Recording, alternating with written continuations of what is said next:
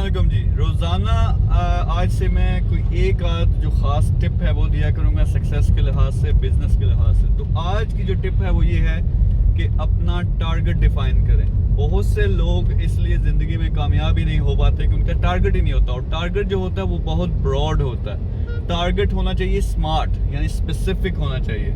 जिससे मैं मिसाल देता हूँ, किसी ने कहना है कि मैंने मोटिवेशनल स्पीकर बनना है या मैं बिज़नेस में कामयाब होना है। अब ये टारगेट है ही नहीं, क्योंकि ये स्पेसिफिक नहीं है, आप इसको मेजर नहीं कर सकते, आप नाप नहीं सकते। तो उसके बजाय अगर आपका ये टारगेट हो कि मैंने फ्रीलांसिंग में 6 महीने में 1 लाख रुपए कमाने के काबिल होना है, तो ये अब टारगेट है। उसको आप देख सकते हो कि उसके लिहाज से मैंने इस महीने क्या करना है, आज क्या करना है। तो आपको ये भी पता चलेगा कितना कामयाब हो रहे हो, क्या आपको स्ट्रेटजी बदलनी है। लेकिन बहुत से लोगों का नंबर 1 टारगेट ही नहीं है। अगर टारगेट है तो वो डिफाइन नहीं है प्रॉपर्ली।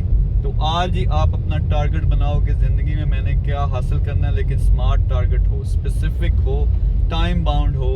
उसके ज़रिए फिर उसको ट्रैक करना शुरू करें, उस पर आप काम करना शुरू कर दें, उसको रिव्यू करना शुरू कर दें, तो आप इंशाल्लाह ज़रूर कामयाब होंगे। Thank you very much. अल्लाह हाफिज़।